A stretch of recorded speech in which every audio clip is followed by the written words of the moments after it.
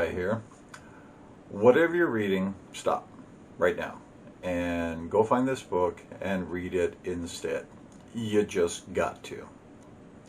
It is a very controversial book, and it will torque you off and has a lot of self-righteous justification right in the text.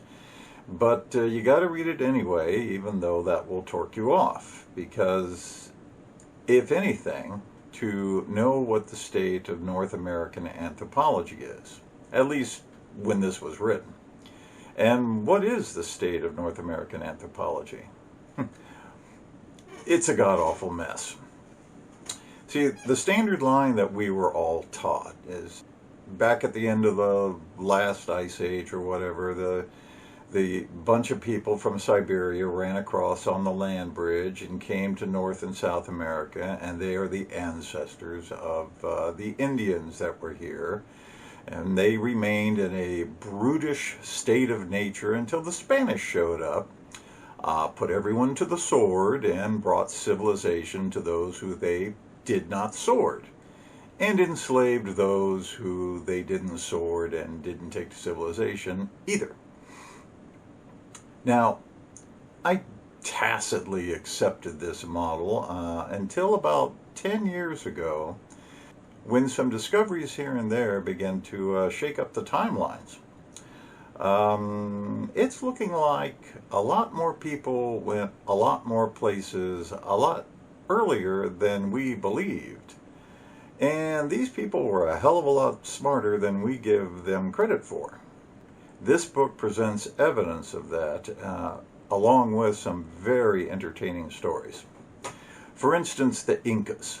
Now, back when they taught social studies, 170 years ago when I was going to school, we all learned that Pizarro, with about 150, 160 men, took over the entire Incan Empire in just one day. He took Atahualpa hostage and made him fill a room with gold and then strangled him. Nice guy.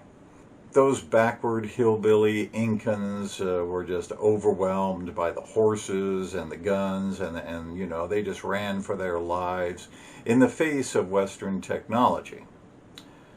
Now, it is true that Pizarro took Atahualpa hostage and got the gold and ended up strangling him. What they do not tell you, though, is that there's some rather extenuating circumstances here. For one thing, Atahualpa had just that very morning finished up a 3-day battle against his brother, in which tens of thousands of Incans on both sides were just massacred. I mean, it was a hell of a battle. And just as Atahualpa is washing his brother's blood off of his hands, he gets word that these white guys with this shiny armor riding these big beasts just showed up on the coast. So he was like, well, let's go see what that was all about. So you have an exhausted, decimated Incan army going over to see what that's all about. Pizarro got wind of it, and he put cannons all up and down the buildings that on the street that the Incans and Atahualpa marched down, and the Incans never knew what hit them.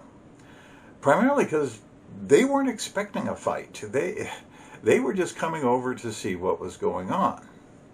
What your social studies teacher did not tell you is that the Incans fought the Spanish in this god-awful war for the next 40 years, and it could have gone either way. It was something else. The Incans were finally defeated in the last stand at Machu Picchu, but there are European wars that didn't last this long, and it was a near thing. And the Incas were not outclassed. Now, they didn't use metal technology because all they really pretty much had for metal was gold, and all that was good for was trying to buy off the Spanish. They used a fiber technology where they would wind cords into very, very strong items like rope bridges and armor. In fact, the armor was so light and effective that when the Spanish discovered it, they threw away their armor plate and started wearing Incan armor. And yes, the Incas had the wheel, but they didn't have draft animals worthy of the task, so it was just much easier to drag things along on sleds using human power, up and down the mountains and everything. The Incas lived in what I'm calling a socialist monarchy, if you can conceive of such a thing. All the towns in the kingdom gave up drafts of people and resources to build roads and farming terraces all over the place, and this was some pretty sophisticated construction that they were doing. I mean, you could put it up against a Roman road anytime, anywhere. In fact, the Incan Empire was probably a pretty good place to live, except for the constant wars between brothers and you having to pack up your stuff every 2 or 3 years and move off to another mountain and start working on it. This book is filled with all kinds of stories like that, including the real reason why Massasoit supported the Pilgrims when they first arrived, and which had a lot to do with keeping his enemies, the Narragansett, out of his hair. But mostly what this book will do is throw a monkey wrench in the Western conceit that all progress is linear, and we are getting better and better. No, those primitives we dismiss weren't all that primitive, and they weren't so isolated either. Like in the late 1400s, a French ship stumbled across some Indians on the coast of Newfoundland who were sporting Venetian glass. Now, how'd that happen? So, we ain't all that, and we may not be all that as things go along. You can conclude from this book that progress is more accidental than planned, more a spiral than a straight line that tends to double back on itself here and there. We are just one temper tantrum away from returning to the Stone Age, as you are witnessing. Old guy here. See you later.